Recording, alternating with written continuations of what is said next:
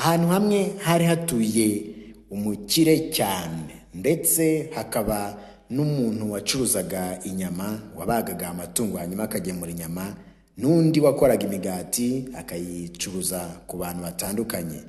Wacuruzaga imigati buri munsi yahaga abaturage baho ngaho imigati, nabo bakirira, abo bari baturanye. Wacuruzaga inyama naho akagira ibyo atahana agaha abaturanyi aho bari baturanye.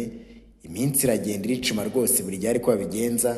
Abaturage baho ngaho bageze aho barabimenyera, dore ko inyama zo yagiraga zigemuraga ahandi, ndetse n'abacuruzaga imigati akayigemura ahandi, ariko baturanye bakabamenya, bakabagenera ibyo bafite, bakabaha ku migati ndetse no kuri za nyama.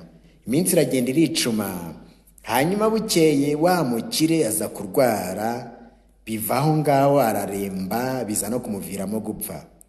Ikibabaje, yatabawe n'abo mu muryango we gusa. Abandi baturanyi baho ngaho nta n'umwe waje, kuko bavugaga bati uriya mukire nta cyiza cye tuzi, ntacyo yatumariye. Nabo tuzi nturiye utuyihera imigati ndetse n'uriye utuyihera inyama. Hanyuma nyuma y'uko apfuye banamushyinguye, baza gutungurwa n'uko ba bantu babahaga imigati ndetse na wa wundi wabaherezaga inyama atakibashije kubikora. Haciyeho iminsi, nuko abaturanyi baho ngaho bati bajya kubaza wa wundi wacuruzaga imigati, kubera icyo utakiduha imigati byagenze gute? Ndetse n'abandi babaga inyama bati kubera icyo utakiduha inyama? Niko kubabwira bati rwose rero buriya mureba, iriya migati ndetse na ziriya nyama n'uriya muherwe wari waradusabye kuzajya tubibaha.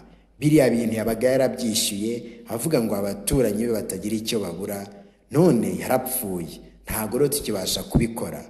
Niyo mpamvu mutakibona tubibaha. Ntabwo ari twe twabibahaga, ahubwo niwe wabaga yarabiteguye, twebwe tukabibagezaho, twebwe twarishyurwaga nta kindi kibazo twari dufitemo.